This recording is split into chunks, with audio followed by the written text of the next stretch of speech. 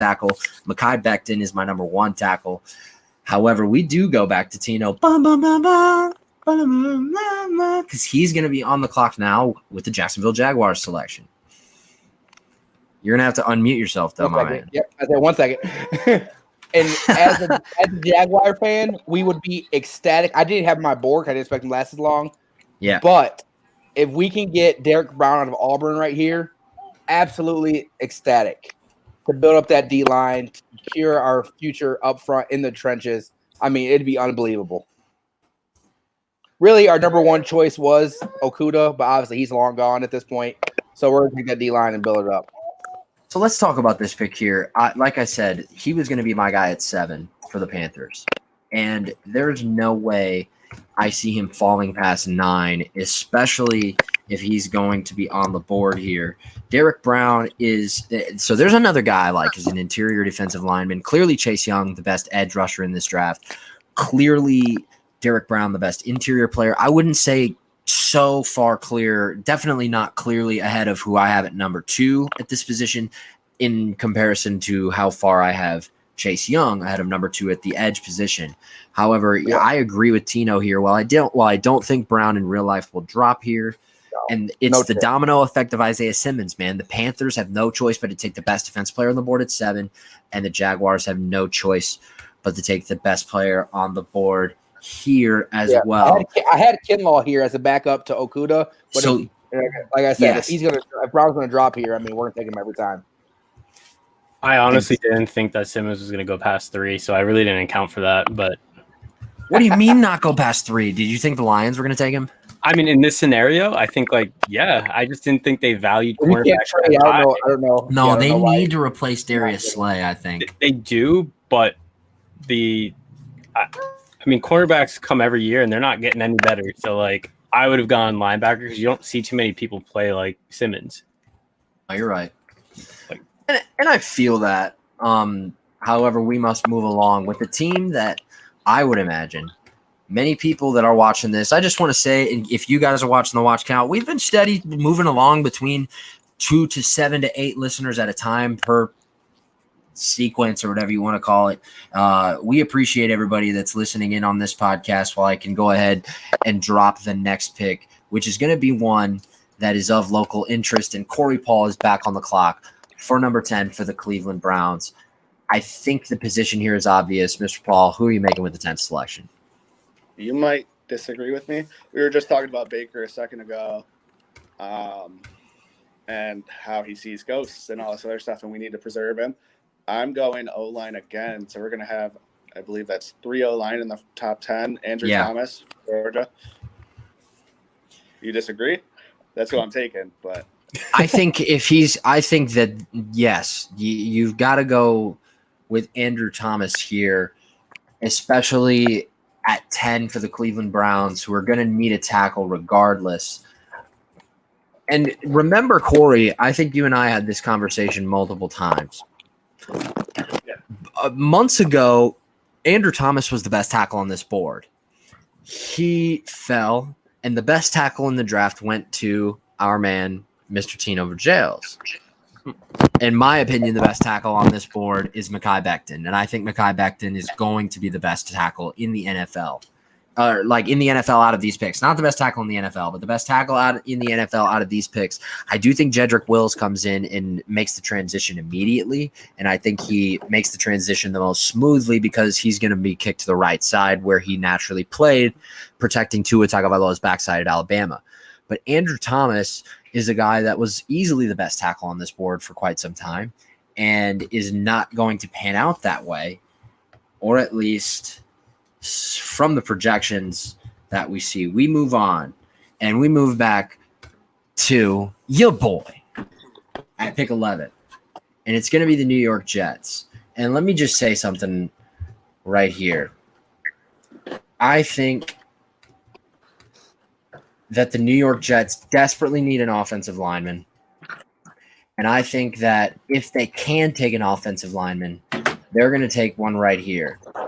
However, while their counterparts across practice facility or whatever you want to call it, even though they share the same stadium we're going to be seeing a couple of Alabama guys go to the same city because with the 11th pick in the draft, it's very close as far as the wide receiver position is concerned at the top of the board. However, the New York Jets are going to go ahead and grab Mr. Jerry Jeudy, who is the number 1 wide receiver on my board. Now, CeeDee Lamb, Tino, you make a face. Hold up. Let's go ahead and – yeah. Did you expect me to take CeeDee Lamb? I did not, sir. I did not expect to take a receiver. What?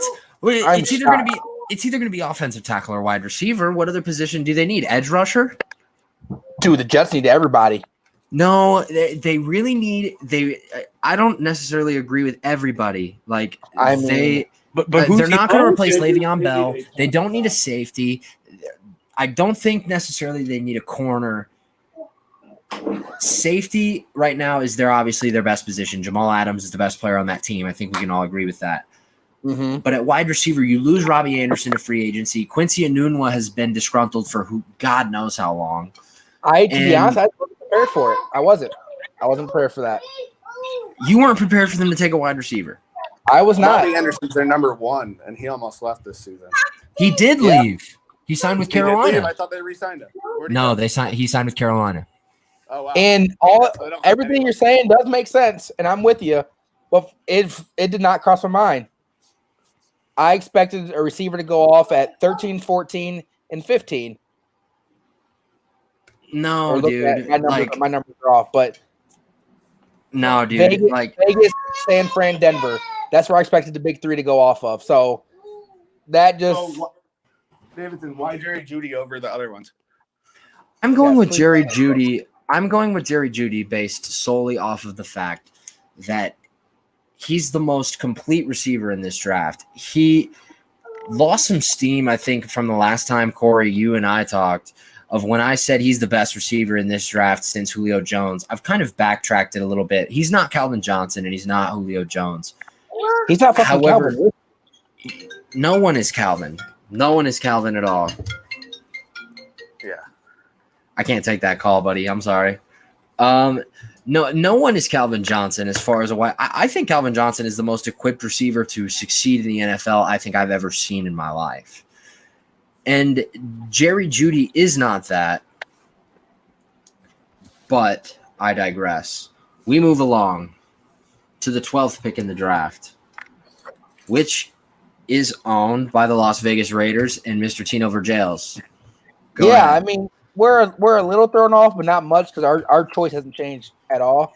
I'll make sure I'm on mute, right? Yeah. So our choice didn't change. We're still going to go receiver. We're going to go CeeDee Lamb right now. We're a little upset at this point that Judy's gone because I put him as number 1 receiver as well. But either way, we're going to take a receiver. We're going to take a deep threat. We're going to take somebody who's going to really separate the defense, who we thought Antonio Brown was going to be last year. But, it doesn't matter which name that is of the 3. So that's where we're trying to get Derek Carr some help, even though he's banned. So that's how you feel, Tino. You think Derek Carr is buns? I do think he's buns. I agree. I think he's awful. See, awful. I think awful is worse than buns.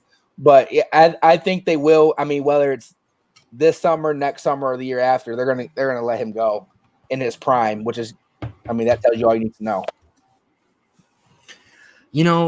Derek Carr is kind of a conundrum, not in the similar fashion that like a Jameis Winston is, but see, I love Jameis. I think Jameis is also. I'm upset that he's not on a team. Awkward for calling Derek Carr buns, but I really do like Jameis. I like Jameis too. It's just got to be the right fit, and I honestly think Tampa Bay gave up on him 1 year early. Now, is it okay for Brady? That's you took the words out of my mouth, and that's exactly what I think they did. And on top of that, that's exactly the route I think they should have gone. Tino, you have a comment about that pick? Because, I mean, the Buccaneers are getting ready to be on the clock here in a moment. Yeah, I mean, if you can, I would drop all first 5-round picks if I can grab Brady. So if you're just dropping Jameis Winston, I mean, that's an easy decision. But I just feel like the narrative that like he's not good. Like it's crazy that like even the Chargers didn't take a risk on him because it's like, look, I get it. He threw a lot of picks, but you don't throw for 5,000 yards because you're bad. Well, they literally You're said right, and that's exactly what the conundrum is. Like you don't go ahead, Tino. Go ahead. No, you're good. They literally just told him to sling it. Like I said, that's what he came out and said. Like they just told me to throw the ball. I mean, it is what it is. Their defense was decent enough to cover up really most of them. So at that point, if you know your defense can get you to 7, 8, 9 wins, you're gonna take some chances. I agree. I just think it's wild to run the narrative that the narrative is that he's not good or he's not smart enough. Like, dude, he threw for 5,000 yards. He was seeing stuff. Like, you don't like even the worst quarterbacks who have awful interception ratios. Yeah, they're out there, but they're not throwing for 5,000 yards. No, they're not. And as I already kind of tipped my hand, I'm back on the clock for the 13th selection. And the 13th selection is going to be Mr. Henry Ruggs III from the University of Alabama. We are back on the University of Alabama bandwagon with the 13th pick. And that is exactly where Henry Ruggs III will go if Jeudy and Lamb are off the board here now. I think the 49ers would favor Lamb or Jeudy just based off of what their offense is going to mean and what their offense is going to need. What their offense is going to need is obviously, Emmanuel Sanders signs with the New Orleans Saints. Okay. So what that opens up is obviously a need at wide receiver. And a number one wide receiver is not maybe a Henry Ruggs. I really think Deebo Samuel steps up and potentially takes over as a very solid option as the number one wide receiver. Ridiculous yard after the catch ability. But Henry Ruggs, I mean, there's a reason why whenever a guy runs a 4.28 and is pissed, like Henry Ruggs was, he's a weapon. And Kyle Shanahan loves nothing more than weapons. The number 13 selection in the draft is going to be Henry Ruggs III.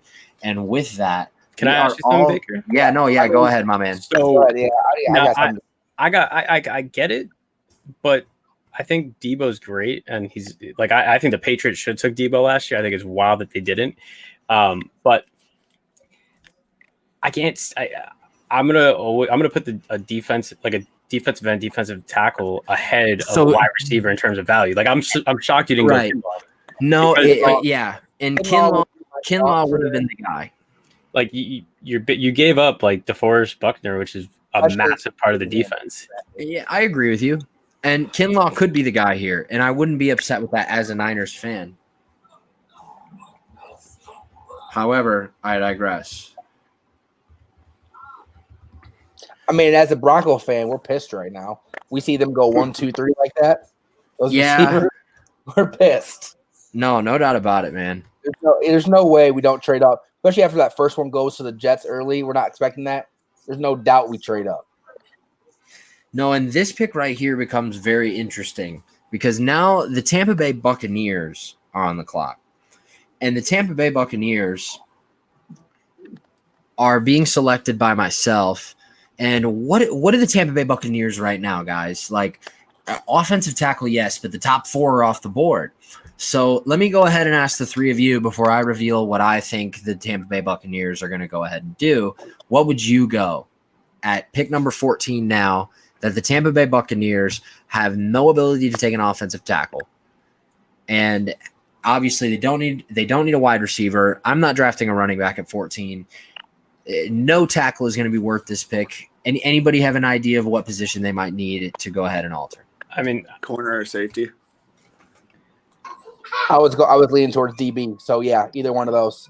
There's a good on the board. To be honest, if I had to take a pick right now, and he's fallen farther than this pick on all the mocks, but last year he was debatably a top 5 pick. If he would have went out, Grant Delpit. So I like Delpit a lot. I really do. He's not the pick here, though.